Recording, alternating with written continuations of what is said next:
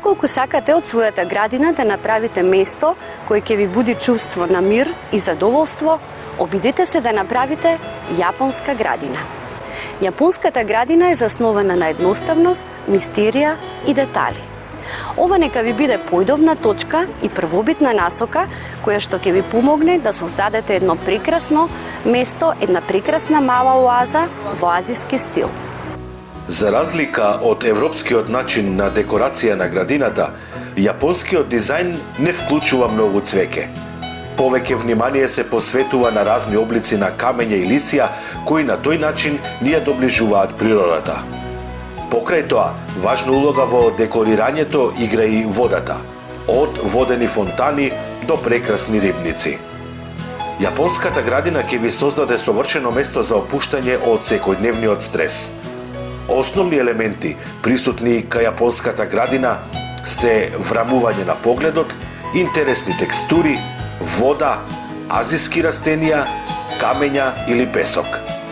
Кај јапонското декорирање, потребата од времување произлегува од желбата да не се представува се одеднаш, за разлика од европскиот начин на уредување на градината, каде се мора да биде изложено.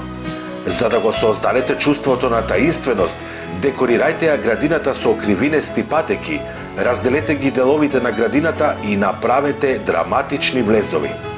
Токму поради таквото постепено откривање и ненадејните сценарија со водени фонтани, луѓето се воодушевуваат од јапонските градини. Кривинестите патеки и фонтаните треба да бидат направени од природен камен кој совршено се вклопува во природната позадина, а по можност да имаат и мов на себе. Токму тие детали најмногу се ценат кај јапонските градини.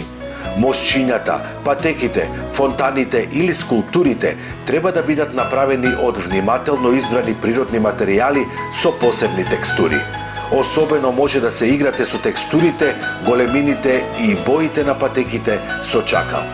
Во азиските градини може да наидете на разни облици на вода, од мирни рибници до поточиња кои жуборкаат или прекрасни фонтани. Водата делува смирувачки, па доколку се одлучите за рибник или за фонтана, погрижете се што повеќе да се вклопува во природната околина. За да го постигнете тоа, додајте некое водно растение, например бамбус. Секоја јапонска градина би требало да ја рефлектира природата во миниатура, па за таа цел може да се искористи и нерамниот терен. Јапонската градина е скромна кога станува збор за растенијата. Не се обраќа внимание толку на шаренилото, колку на текстурата на лисјата. Вообичаено е да се користат растенија како што се бамбусот, црешово дрво, бор или јапонски јавор. Во рибниците ставете лотус или некое друго водно растение кое цвета.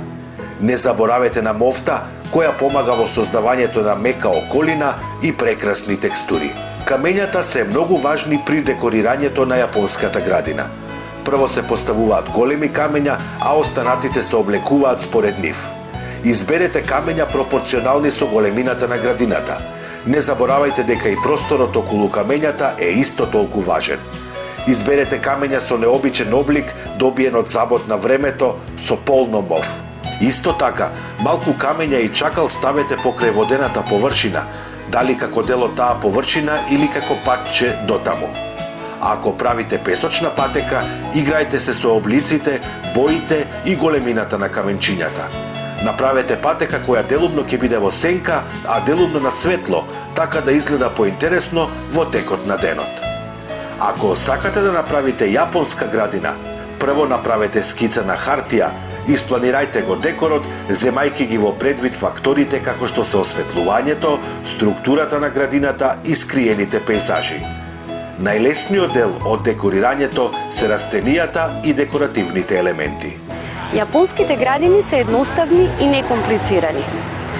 Но и покрај својата едноставност, тие сепак треба да отсликуваат елеганцијата на вистинската околина.